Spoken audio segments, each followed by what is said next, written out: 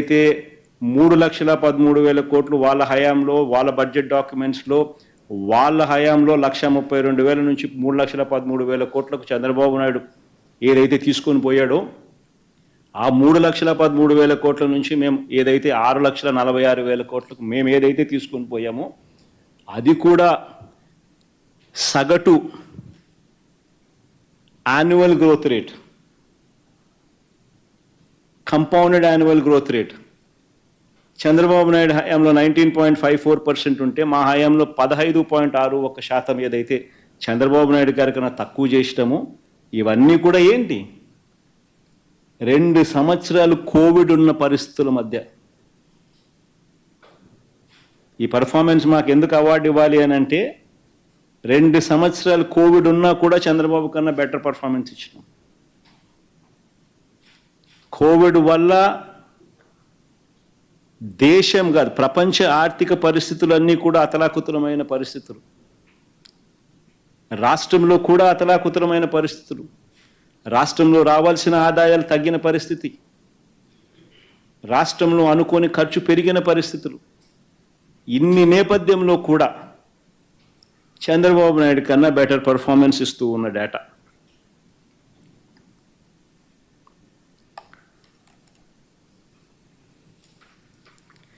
నిజంగా వాస్తవాలు ఇలా ఉంటే చంద్రబాబు నాయుడు గారు అబద్ధాలు ఎక్కడా కూడా ఆపరు. ఇంకా ఎక్కువ అబద్ధాలు తాను చెప్పుకుంటూ పోయే ప్రయత్నమే చంద్రబాబు చేస్తాడు. ఇవన్నీ చెప్పుకుంటూ చంద్రబాబు నాయుడు ఇంకా ఒక అడుగు ముందుకేస్తే చెల్లించాల్సిన బిల్లులు ఉన్నాయి, చెల్లించాల్సిన బకాయిలు ఉన్నాయి అని కొత్తగా ఏదో ఇప్పుడే తానేదో ఈ ప్రభుత్వంలో మాత్రమే ఇది జరిగింది అన్నట్టుగా చంద్రబాబు నాయుడు గారు చెప్పుకొస్తా ఉన్నారు. నేను అడుగుతా ఉన్నా, ప్రతి ప్రభుత్వంలో కూడా ప్రతి సంవత్సరం కూడా బిల్స్ అన్నీ కూడా ఏదైతే అప్లోడ్ అయి ఉంటాయి, అప్లోడ్ అయిన బిల్స్ను న్యాచురలీ కొంచెం స్పిల్ ఓవర్ ఉంటాయి. ఇవన్నీ సర్వసహజంగా జరుగుతూ ఉంటాయి. పోనీ ఇదే చంద్రబాబు నాయుడు గారు తాను దిగిపోతూ మాకు ఎన్ని వేల కోట్ల రూపాయల బిల్లులు తాను బకాయిలుగా పెట్టిపోయాడు ఒకసారి చూద్దామా. మాకు ఇచ్చిపోయినాడు. ఒక్క పవర్ కంపెనీలకు ఇంతకుముందే నేను చూపించాను, ఇంతకుముందు ప్రీవియస్ స్లైడ్ చూపించామా. ఇంతకుముందు స్లైడ్లో పవర్ కంపెనీలకు మాత్రమే డిస్కాములు పవర్ కొన్నాయి. కొనిన ఆ కంపెనీలకు డబ్బులు ఇలా. చంద్రబాబు నాయుడు గారి హయాంలో అటువంటి డిస్కామ్ లయబిలిటీని 21,541 కోట్ల రూపాయలు అంటే కరెంటు సప్లై చేసిన డబ్బులు ఇలా 21,541 కోట్ల రూపాయలు. అదొకటే. నెక్స్ట్ సైడ్కి పోదాం పమ్మ. అవి కాక చంద్రబాబు నాయుడు గారు పోతూ మాకు గిఫ్ట్గా ఇచ్చింది ఏం తెలుసా? ఇన్ని లయబిలిటీస్ 42,183 కోట్ల రూపాయలు లయబిలిటీస్ మాకు ఇచ్చిపోయినాడు, బకాయిలు పెట్టిపోయినాడు, మేం కట్టినాం. ఏ ఐటమ్స్లో తాను బకాయిలుగా పెట్టిపోయినాడని చూస్తే ఉపాధి హామీ బకాయిలు 2,340 కోట్లు. ఎన్ని చదివితే అన్నీ ఉంటాయి. ఉపాధి హామీ బకాయిలు 2,340 కోట్లు. ఉద్యోగులకు ఇవ్వాల్సిన 2 డిఏలు బకాయిలు పెట్టాడు. ఆరోగ్యశ్రీ బకాయిలు 680 కోట్లు. ఫీజు రీయింబర్స్మెంట్ బకాయిలు 2,800 కోట్లు. రైతులకు ధాన్యం సేకరణ బకాయిలు 960 కోట్లు. విత్తన బకాయిలు 384 కోట్లు. క్రాప్ ఇన్సూరెన్స్ బకాయిలు 500 కోట్లు. చివరకు పిల్లలకు మధ్యాహ్న భోజనం వండే ఆయాలకు కూడా బకాయిలు. పిల్లలకి ఇచ్చే కోడిగుడ్లు అమౌంట్ కూడా బకాయిలు. ఒకసారి గమనిస్తే చంద్రబాబు నాయుడు గారు బకాయిలు పెట్టినవన్నీ ఎక్కడెక్కడ ఏమేమి పెట్టినాడని చెప్పి ఒకసారి చూసుకుంటా పోతా ఉంటే ఏకంగా 42,183 కోట్ల రూపాయలు చంద్రబాబు నాయుడు మాకు గిఫ్ట్గా బకాయిలు పెట్టి మాకు ఇచ్చిపోయినాడు. నేను ఎందుకు చెప్తా ఉన్నాను అని అంటే, ఏ ప్రభుత్వంలో అయినా కూడా చంద్రబాబు నాయుడు గారు పెట్టినంత బకాయిలు బహుశా ఉండవేమో కానీ ఈ స్థాయిలో ఉండవు. ఎవరైనా కూడా ఈ స్థాయిలో బకాయిలు పెట్టరు. కానీ కొద్దో గొప్ప బకాయిలు అనేవి జనరల్గా స్పిల్ ఓవర్ ఉంటాయి. ఒక సంవత్సరం అయిపోయిన తర్వాత నెక్స్ట్ ఇయర్కి వచ్చేసరికి న్యాచురల్గానే అప్లోడ్ అయిన బిల్స్ కొన్ని స్పిల్ ఓవర్ అయి కొన్ని బకాయిలు ఉండడం సర్వసహజం. ఇది మామూలుగానే జరుగుతూ ఉంటుంది, మామూలుగానే క్లియర్ అవుతా పోతూ ఉంటుంది. కానీ దీన్ని ఏదో చంద్రబాబు నాయుడు వక్రీకరించి, ఎందుకంటే ఆయన నెంబర్స్ అప్డేట్ కావాలి. ఆయన ఒక మోసానికి ముందుకు వచ్చినాడు. సూపర్ 6 సూపర్ 7 ఎగరగొట్టాలనేది ఆయన దూరపు ఆలోచన. ఆ సూపర్ 6 సూపర్ 7 ఎగరగొట్టడం కోసం అని చెప్పి చంద్రబాబు నాయుడుకి ఒక కథ బిల్డప్ కావాలా. ఆ కథలో బిల్డప్లో భాగంగా రాష్ట్రం చాలా క్లిష్ట పరిస్థితిలో ఉంది అని చెప్పి రాష్ట్రానికి అపఖ్యాత పాలు చేస్తూ రాష్ట్రానికి ఒక బిల్డప్ ఇవ్వాలి. ఆ బిల్డప్లో భాగంగా చంద్రబాబు నాయుడు చెప్పుకొచ్చే అబద్ధాలు చెప్తూనే ఉంటాడు. కానీ వాస్తవాలు ఇవి. ఇటువంటి అన్నీ కూడా వాస్తవాలు ఉన్నా కూడా చంద్రబాబు నాయుడు గారు ఒక పద్ధతి ప్రకారము ఎన్నికల వేళ తాను చెప్పిన హామీలను నెరవేర్చకుండా ఉండడం కోసం అబద్ధాలకు రెక్కలు కట్టి ఏ రకంగా చంద్రబాబు నాయుడు గారు ఆర్గనైజ్డ్ క్రైమ్ చేస్తూ ఉన్నాడు, అందులో భాగస్వాములు వీళ్ళంతా ఎవరెవరు ఉన్నారు అన్నది మీ అందరికీ కూడా క్లుప్తంగా కూడా చెప్పుకొచ్చిన. బాగానే అర్థమైంది అనుకుంటా. అందరికీ కూడా సుదీర్ఘంగా వివరణ ఇచ్చిన. ఇంకా ముందుకెళ్ళే విషయంలో నిజంగా చంద్రబాబు నాయుడు గారి పరిపాలన ఒకసారి గమనిస్తే ఇలా ప్రచారాల్లో ముమ్మరంగా చెప్తూ ఉంటారు. 2014 నుంచి 19 మధ్య దేశ జీడిపిలో రాష్ట్ర వాటా. మామూలుగా రాష్ట్రంలో సంపద సృష్టిస్తాను అంటాడు కదా చంద్రబాబు నాయుడు గారు. నిజంగా సంపద సృష్టించింది ఎవరిని ఒకసారి చూద్దాం. మా హయాంలో మాకు ఇంకా కోవిడ్ ఉంది. 2 ఏళ్ళు కోవిడ్. 2 ఏళ్ళు మాకు కోవిడ్ ఉన్నా కూడా రాష్ట్ర ప్రభుత్వం సంపద సృష్టించినారా లేదా అనేది చూడాలంటే ఎలా చూస్తారు? నేషనల్ జీడిపిలో రాష్ట్ర ప్రభుత్వం కాంట్రిబ్యూషన్ ఎంత అంటే రాష్ట్ర ప్రభుత్వానికి సంబంధించిన జిఎస్డిపి కాంట్రిబ్యూషన్ ఎంత అని ఒకసారి చూస్తే ఎవరు ఏ స్థాయిలో సంపద సృష్టించారు అనేది ఇట్టే అర్థమవుతుంది. ఒక్కసారి గమనిస్తే చంద్రబాబు నాయుడు గారి హయాంలో ఎటువంటి కోవిడ్ లేదు. అయినా కూడా చంద్రబాబు నాయుడు గారి హయాంలో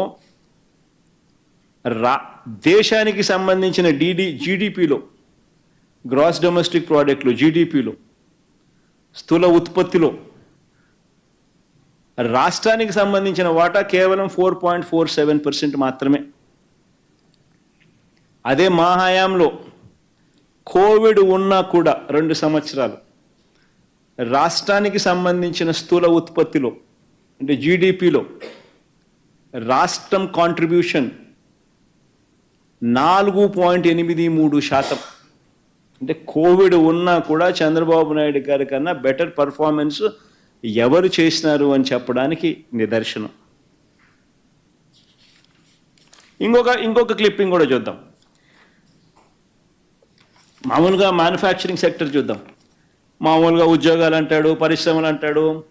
ఆయన ఏదో ఉద్యోగాల సృష్టిలో ఆయన ఏదో పిహెచ్డి తీసుకున్నట్టుగా బిల్డప్ ఇస్తాడు. అది చూద్దాం ఒకసారి. మ్యానుఫ్యాక్చరింగ్లో 2014 నుంచి 19 మధ్యలో రాష్ట్రం దేశానికి సంబంధించిన మ్యానుఫ్యాక్చరింగ్లో ఎంత కాంట్రిబ్యూట్ చేసింది అని చెప్పి చూద్దాం. 2014 నుంచి 19 మధ్య మ్యానుఫ్యాక్చరింగ్ అంటే దేశ వస్తు ఉత్పత్తిలో రాష్ట్రం వాటా దేశంలో ఎంత అని చూస్తే కేవలం 2.86% మాత్రమే. అదే 2 సంవత్సరాలు కోవిడ్ ఉన్నా కూడా అదే మా ప్రభుత్వ హయాంలో మ్యానుఫ్యాక్చరింగ్లో 2019 నుంచి 24 మధ్య దేశ వస్తు ఉత్పత్తిలో అంటే మ్యానుఫ్యాక్చరింగ్లో రాష్ట్రం వాటా 4.07%. అంటే ఇది జాల్దా ఏ రకంగా మ్యానుఫ్యాక్చరింగ్లో రాష్ట్రం పరుగులు తీసింది, చంద్రబాబు నాయుడు గారి హయాంలో ఎంత వెనకాల పడింది అని చెప్పడానికి ఇది నిదర్శనం కాదా అని అడుగుతా ఉన్నా. ఒకసారి నెక్స్ట్ క్లిప్పింగ్లు కూడా ఒకసారి చూపించమా ఈ మధ్యకాలంలో? కాదు అది ముఖేష్ అంబానీతో ఫోటోలు అయినా ఒకసారి చూపించి ఒకసారి. ఏదో ఈరోజు పొద్దున్న పేపర్లో ఏదో చూసా, అంబానీ వాళ్ళు వచ్చి ఏదో చంద్రబాబు నాయుడుతో ఏదో అంబానీ ఏదో ఏదో ఏదో ఏదో 65,000 కోట్ల పెట్టుబడులు అని చెప్పి ఏదో అన్నారు కదా. ఒకసారి అది కూడా చూద్దాం ఒకసారి. ఎవరెవరి హయాంలో ఎవరెవరు వచ్చినారు, అంబానీలు ఎప్పుడు వచ్చినారు, అదానీలు ఎప్పుడు వచ్చినారు, కుమారమంగళం బిర్లాలు ఎప్పుడు వచ్చినారు, ఇంకా బజాంకాలు ఎప్పుడు వచ్చినారు, ఇంకా ఆదిత్య బిర్లాతో ఏదో వీడియో కాన్ఫరెన్స్ ఏదో ఆయన పేరు ఏం పేరు ఆదిత్య మిట్టల్తో ఏదో వీడియో కాన్ఫరెన్స్ చేసి ఏదో తానేదో ఉత్సాహంగా ఏదో 161,000 కోట్ల పెట్టుబడులు ఆయన చేస్తానారని. సరే ఆయనే ఆదిత్య మిట్టల్, ఆ పక్కన జగన్ ముఖ్యమంత్రిగా. ఇది స్విట్జర్లాండ్లో డావోస్లో. ఇంకా నెక్స్ట్ ఫోటో అమ్మా. ఆయన నేను కలిసి డావోస్లో నడుచుకుంటూ పోతా ఉన్న ఫోటో కలిసి. ఇది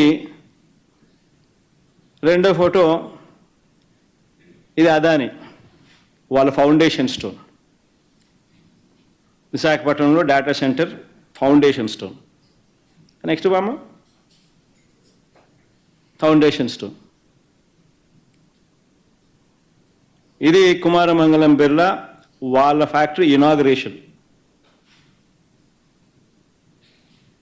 నెక్స్ట్ బామ్మ, ఇది ముఖేష్ అంబానీ విశాఖపట్నంలో మేము ఆర్గనైజ్ చేస్తే ఇన్వెస్టర్స్ మీటింగ్, అదే పనిగా ఆయన వచ్చి మాతో రిలేషన్షిప్లో భాగంగా మాతో ఇంకా రిలేషన్షిప్స్ పెంచుకుంటూ రాష్ట్రంలో ఇన్ని వేల కోట్ల రూపాయలు పెట్టుబడి పెట్టబోతున్నాను అని చెప్పి ఏకంగా స్టేట్మెంట్ ఇచ్చిన పరిస్థితులు. ఆ స్టేట్మెంట్లో భాగంగానే ఫిబ్రవరి 2వ తారీఖునే, అంటే ఫిబ్రవరి 2, ఈ సంవత్సరం 2024 ఫిబ్రవరిలోనే 8 ప్రాజెక్టులు ఆల్రెడీ, ఎథనాల్ ప్రాజెక్టులు ఆల్రెడీ కట్టడం మొదలుపెట్టాడు.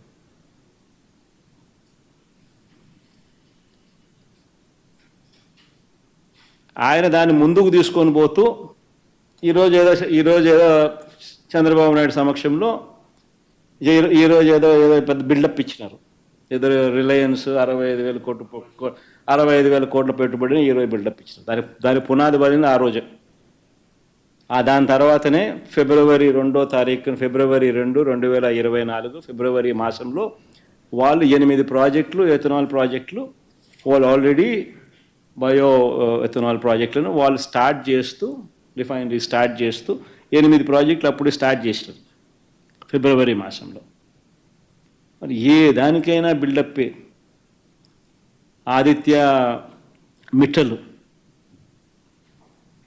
ఒరిస్సాలో 104,000 కోట్లతో 24 మిలియన్ టన్నుల స్టీల్ ప్లాంట్ అక్కడ కడతా ఉన్నారు.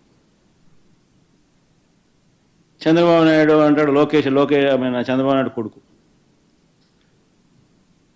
ఆంధ్ర రాష్ట్రంలో 161,000 కోట్లతో 17 మిలియన్ టన్నుల గ్రీన్ ఫీల్డ్ స్టీల్ ప్లాంట్ అనకాపల్లికి వచ్చేస్తా ఉంది అని చెప్పి చెప్తాడు. అసలు ఆయనైనా ఎన్ని కడతాడు? ఆయన లోకేష్ అనే వ్యక్తి స్టేట్మెంట్ ఇచ్చిన వెంటనే ఒరిస్సా మంత్రి, అక్కడి నుంచి బీజేపీ మంత్రి, వెంటనే ఆమె నుంచి రివర్స్ స్టేట్మెంట్, వాళ్ళు ఎక్కడా పోవడం లేదు, మా దగ్గరే ఉన్నారు, 104,000 కోట్లకు సంబంధించిన ప్లాంట్కి సంబంధించి వాళ్ళు ఆల్రెడీ పన్ను మొదలు పెట్టారు ఇప్పుడే అని చెప్పి. అంటే ఆడ 104,000 కోట్లు, ఈడ 161,000 కోట్లు. ఎవరు చెవులు పూలు పెడతా ఉన్నారు? తీరా పెట్టేటోడిని చెడగొడుతున్నారు. Sajjan Jindal foundation stone photo చూపించమా, సజ్జన్ జిందాల్ది. తీరా ఇది సజ్జన్ జిందాల్ కడపలో 5 మిలియన్ టన్ స్టీల్ ప్లాంట్కి సంబంధించి ఆయన ఫౌండేషన్ స్టోన్. ఈ సజ్జన్ జిందాల్ని బెదరగొడుతున్నారు. ఏదైనా జత్వానైనా గిత్వానైనా ఎవరితోనో ఏమైనా మీద కేసు పెట్టించి వచ్చేటోడిని కనీసం కట్టేటోడిని బెదరగొట్టి పంపిస్తూ ఉన్నారు. రానిది ఒక బిల్డప్, వచ్చేటోడిని పంపిస్తూ ఉన్నారు దొంగ కేసులు పెట్టి. ఒక హ్యాబిచువల్ అఫెండర్కు సపోర్ట్ చేస్తూ. ఇది ఇలా ఇండస్ట్రియల్ పాలసీ. నిజంగా ఆశ్చర్యం అనిపిస్తుంది ఇటువలను చూసినప్పుడు. 2014 నుంచి చంద్రబాబు పాలనలో ఇంకోటి చూద్దాం, ఇంకొక కంపారిజన్ చేద్దాం.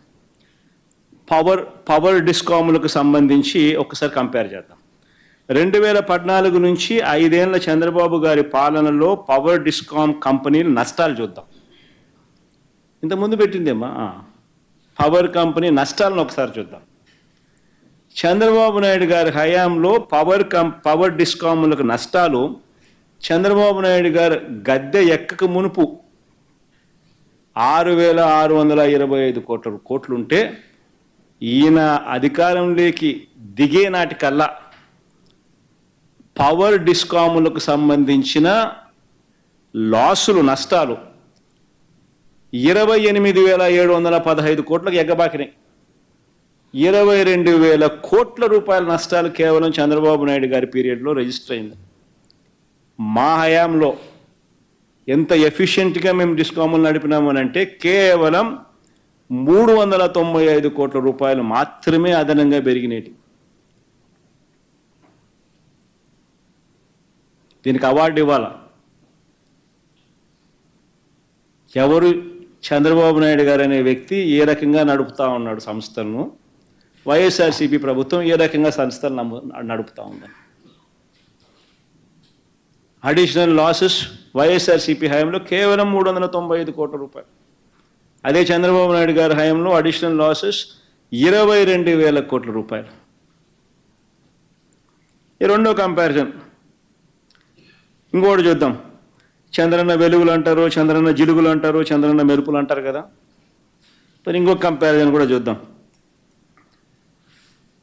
చంద్రబాబు నాయుడు గారి విద్యుత్ కంపెనీ అప్పులు. విద్యుత్ కంపెనీ అప్పులు 2014లో చంద్రబాబు నాయుడు గారు అధికారంలోకి రాక మునుపు 29,552 కోట్ల రూపాయలు మాత్రమే ఉంటే డిస్కాములకు సంబంధించిన అప్పులు చంద్రబాబు నాయుడు గారు దిగిపోయే సమయానికల్లా ఆ అప్పులు ఏకంగా 86,215 కోట్లకు ఎగబాకినాయి. డిస్కామ్ అప్పులు అంటే చంద్రబాబు నాయుడు గారి హయాంలో 56,664 కోట్ల రూపాయలు డిస్కాములను అప్పుల పాలు పెంచాడు. ఏకంగా కంపౌండెడ్ యాన్యువల్ గ్రోత్ రేట్ అంటే వార్షిక growth rate, compounded annual growth rate, సగటు యాన్యువల్ గ్రోత్ రేట్ 23.88% పెరిగింది. అదే వైఎస్ఆర్సీపీ హయాంలో మా ప్రభుత్వ హయాంలో డిస్కాముల అప్పులు ఎంత పెరిగినాయి అని అంటే 86,000 కోట్ల నుంచి 1,22,000 కోట్లకు పెరిగినాయి. అంటే 36,000 కోట్లు పెరిగినాయి. కంపౌండెడ్ యాన్యువల్ గ్రోత్ రేట్ అంటే సగటు యావరేజ్ యాన్యువల్ గ్రోత్ రేట్ ఎంత అని చూస్తే 7.28% మాత్రమే. ఆయన హయాంలో 23.88% పెరిగితే మా హయాంలో కేవలం 7.28% మాత్రమే పెరిగాయి. ఆశ్చర్యం కలిగించే విషయం ఇంకోటి చెప్పాలా, మామూలుగా ఈ డిస్కాములకు రాష్ట్ర ప్రభుత్వాలు సపోర్ట్ చేస్తేనే ఈ డిస్కాములకు సపోర్ట్ చేస్తేనే రాష్ట్ర ప్రభుత్వాలు సబ్సిడీ కింద ఇచ్చే సొమ్ములు ఈ డబ్బులన్నీ డిస్కాములకు కరెక్ట్గా ఇస్తూ సపోర్ట్ చేస్తేనే ఈ డిస్కాములు బతికేటివి, ప్రజల మీద కరెంటు భారం తగ్గుతుంది. చంద్రబాబు నాయుడు గారి హయాంలో డిస్కాములకు ఎంత సపోర్ట్ చేసింది స్టేట్ గవర్నమెంట్ అంటే 2014 నుంచి 19 మధ్య కేవలం 13,255 కోట్ల రూపాయలు మాత్రమే రాష్ట్ర ప్రభుత్వం డిస్కాములకు ఫైనాన్షియల్ సపోర్ట్ చేసింది. అంటే సబ్సిడీలకు ఇంకోటి ఇచ్చే డబ్బులు. అదే వైఎస్ఆర్సిపి ప్రభుత్వం డిస్కాములకు సపోర్ట్ చేస్తూ ఎంత ఇచ్చిందో తెలుసా? 47,800 కోట్ల రూపాయలు ఇచ్చినాం. ఇలా 47,800 కోట్ల రూపాయలు ఇవ్వగలిగాం కాబట్టి చంద్రబాబు నాయుడు గారి హయాంలో కూడా ఆయన ట్రూ అప్ ఛార్జీలు, ఫ్యూల్ అడ్జస్ట్మెంట్ ఛార్జీలు ఇవన్నీ ఏకంగా బాధుడే బాధుడు అనే కార్యక్రమాలు ఏదైతే ఆయన ఇడిచిపెట్టిపోయినాడో మా మీద, అది మేము ప్రజలకు తక్కువగా ట్రాన్స్ఫర్ చేయగలిగినాం. రాష్ట్ర ప్రభుత్వం భరించగలిగింది, తోడుగా నిలబడగలిగింది డిస్కాములకు. అదే చంద్రబాబు నాయుడు గారు ఏం చేశారు? ఎన్నికలప్పుడు ఏమన్నాడు? ఆ క్లిప్పింగ్ కూడా మొన్న ఎప్పుడో ప్లే చేసిన చంద్రబాబు నాయుడు గారి క్లిప్పింగ్. కరెంటు బిల్లులు తగ్గిస్తాం, అధికారంలోకి వచ్చిన వెంటనే కరెంటు బిల్లులు తగ్గిస్తామని ఎన్నికలకు ముందు ప్రజలతో ఓట్లు ప్రజలు ఓట్లు వేయక మునుపు ఆయన అన్న మాటలు. ఎన్నికలు అయిపోయాయి, ప్రజలతో పని అయిపోయింది, వెంటనే ఏం చేశాడు? 5 నెలల్లో 5 నెలలు కూడా, 6వ నెల కూడా ఇంకా పడలా సరిగ్గా, 5.5 నెలలు ఇప్పటికే. 6వ నెల పడక మునిపే 17,899 కోట్ల రూపాయలు బాధుడే బాధుడు. ఇందులో 6,072 కోట్లకు సంబంధించిన వసూళ్లు, ట్రూ అప్ ఛార్జీల వసూళ్లు ఇదే పెద్ద మనిషి చంద్రబాబు నాయుడు గారు నవంబర్ మాసంలో స్టార్ట్ అయిపోయింది. డిసెంబర్ మాసంలో ఇంకా వసూలు చేస్తారు. ఇంకా మిగిలిన 11,000 కోట్లకు సంబంధించి ఆ తర్వాత నెల బాధుడే బాధుడు స్టార్ట్. ఆ బాధే కార్యక్రమం అయినా కూడా రాష్ట్ర ప్రభుత్వం నుంచి డిస్కాములకు డబ్బులు ఇస్తే మేము ఇచ్చినట్టుగా 47,800 కోట్లు మేము ఇచ్చినట్టుగా ఈ మాదిరిగా ఇస్తే ఆ బాధుడు తగ్గుతుంది కదా ప్రజల మీద. అది మాత్రం చేయడు. బాధాల్సిందే ప్రజలను, కానీ వేలెత్తి చూపించాల్సింది మాత్రం ఇంకొకరి మీద. చేసేది ఆయన, వేలెత్తి చూపించాల్సింది మాత్రం వేరే వాళ్ళ మీద చూపిస్తాడు. డిస్కాములకు వచ్చే రాష్ట్ర ప్రభుత్వం నుంచి ఇచ్చే సపోర్టు 2019 నుంచి 24 మధ్యలో మా హయాంలో 47,800 కోట్ల రూపాయలు సపోర్ట్ చేస్తాం. చంద్రబాబు నాయుడు గారు 2014 నుంచి 19 ఆయన హయాంలో కేవలం 13,000 కోట్ల రూపాయలు మాత్రమే సపోర్ట్ చేశాడు. ఈసారి బహుశా అది కూడా చేయడేమో. అందుకనే బాధుడే బాధుడికి శ్రీకారం చుట్టాడు. ఇంకొక శ్లోకం చూద్దామా? చంద్రబాబు గారు అంటారు, బడ్జెట్ కాబట్టి ఇవన్నీ చెప్పాల్సి వస్తాం. చంద్రబాబు నాయుడు గారు ఇంకొక స్లోగన్ అంటాడు, బాబు వస్తేనే సంపద సృష్టి అని. ఆశ్చర్యం నిజంగా చెప్పాలనంటే, బాబు వస్తేనే సంపద సృష్టి అని చెప్పి ఒక్కసారి ఇది గమనిద్దాం. చంద్రబాబు నాయుడు గారు వచ్చిన తర్వాత ఈ 6 నెలలుగా రాష్ట్రానికి సంబంధించిన స్టేట్స్ ఓన్ రెవెన్యూస్ SOR ఈ 6 నెలల్లో చంద్రబాబు నాయుడు గారి ప్రభుత్వానికి సంబంధించిన states own revenues last year, అంటే మా ప్రభుత్వానికి సంబంధించిన ఇవే 6 నెలలకు సంబంధించిన స్టేట్స్ ఓన్ రెవెన్యూస్తో కంపేర్ చేసుకుంటే -2%. అంటే మా హయాంలో 42,436 కోట్ల రూపాయలు GST ద్వారా అయితేనేమి, స్టాంప్స్ అండ్ రిజిస్ట్రేషన్ ద్వారా అయితేనేమి, సేల్స్ ట్యాక్స్ ద్వారా అయితేనేమి, స్టేట్ ఎక్సైజ్ డ్యూటీ అయితేనేమి, అదర్ ట్యాక్సెస్ అయితేనేమి, ఈ ట్యాక్స్ రెవెన్యూస్ అయితేనేమి, నాన్ ట్యాక్స్ రెవెన్యూస్ అయితేనేమి, ఈ మైనింగ్ ఇటువంటి నాన్ అయితేనేమి, వీటి అన్నిటి ద్వారా SOR అంటే స్టేట్స్ ఓన్ రెవెన్యూస్ అంటారు. ఏప్రిల్ నుంచి సెప్టెంబర్ దాకా చూస్తే చంద్రబాబు నాయుడు గారు ఈ 6 నెలల కాలంలో 41,570 కోట్ల రూపాయలు వస్తే,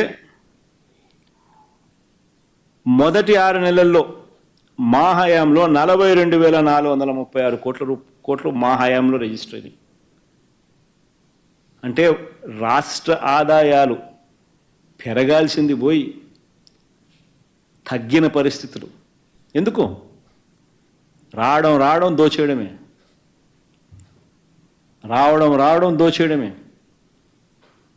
ఇసుక స్టాక్ యార్డ్లలో కనపడితే ఇసుక కనపడదు. ఎవడన్నా వ్యాపారం చేయాలని అనుకుంటే ఫస్ట్ ఆపేస్తారు. ఏ నియోజకవర్గమైనా తీసుకోండి, అందులో ఏ మైన్ చేయాలన్నా చూసుకోండి, అందులో ఏ ఫ్యాక్టరీ ఉన్నా తీసుకోండి, ఎక్కడైనా కూడా వీళ్ళకు డబ్బులు కట్టాల్సిందే, ఎమ్మెల్యేలతో రాజీ పడాల్సిందే, ఎమ్మెల్యేలకు అంతో ఎంతో ఇచ్చుకుంటే తప్ప నుంచి పనులు స్టార్ట్ కావు.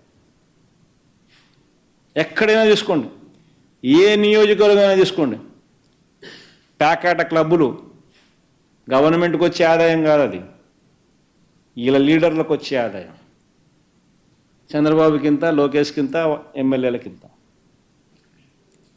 మద్యం గవర్నమెంట్ షాపులు నడుపుతా ఉన్న పరిస్థితి నుంచి ప్రైవేట్ సిండికేట్ని దింపేశాను. ప్రైవేట్ సిండికేట్ ఎవరు? ఆ ప్రైవేట్ సిండికేట్ వీళ్ళ మనుషులు. వేరే వాళ్ళు ఎవరు టెండర్లు కూడా వేయకూడదు, వేరే వాళ్ళు ఎవరు పార్టిసిపేట్ కూడా చేయరు, చేస్తే షాపులు నడపలేరు, ఇల్లే. ఎంఆర్పి రేటు ఇంత 120, అమ్మేది 130.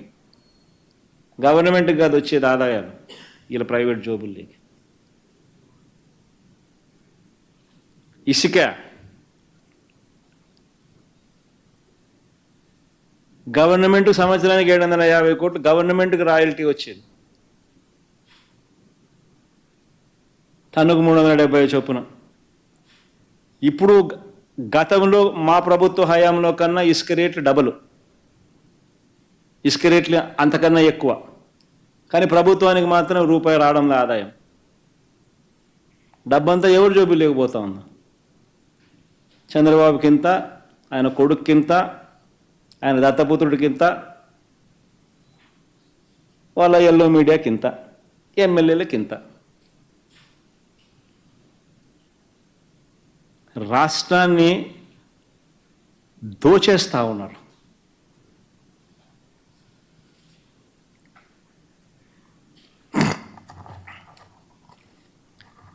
ఇంకొకటి చూద్దాం, ఇట్లా బడ్జెట్ కాబట్టి ఇంకో కొన్ని విషయాలు కూడా చెప్తాం. మూలధన క్యాపిటల్ ఎక్స్పెండిచర్, మూలధన వ్యయం మీద కూడా చంద్రబాబు నాయుడు గారు తప్పుడు ప్రచారాలు చేస్తారు. క్యాపిటల్ ఎక్స్పెండిచర్ మీద ఏదో జగన్ వస్తే ఓన్లీ సంక్షేమమే, జగన్ వస్తే అభివృద్ధి ఉండదు అని ఇంకొక దుష్ప్రచారం ఇది. క్యాపిటల్ ఎక్స్పెండిచర్ అంటే మూలధన వ్యయం మీద చంద్రబాబు నాయుడు గారు 2014 నుంచి 19 మధ్య ఆయన హయాంలో ఆయన చేసిన వ్యయం ఎంత అని చెప్పి చూస్తే సగటున 13,860 కోట్ల రూపాయలు ఆయన హయాంలో ఆయన ఖర్చు పెడితే 2019 నుంచి 2024లో వైఎస్ఆర్సీపీ హయాంలో క్యాపిటల్ ఎక్స్పెండిచర్ 15,632 కోట్ల రూపాయలు సగటున ఖర్చు పెట్టినాం. అందుకే స్కూళ్ళు బాగుపడ్డాయి, అందుకే హాస్పిటళ్ళు బాగుపడ్డాయి, అందుకే ప్రతి గ్రామంలోనూ సచివాలయాలు వచ్చాయి, అందుకే ఈరోజు ప్రణాళికాబద్ధంగా ఈరోజు డ్యాములు కూడా నీళ్లు నిండుండాయి, డ్యాములు పూర్తయ్యాయి ప్రణాళికాబద్ధంగా. ఈరోజు పరిస్థితి ఏంది? వెలుగొండ ప్రాజెక్టు పూర్తయింది కానీ నీళ్లు నింపని పరిస్థితి.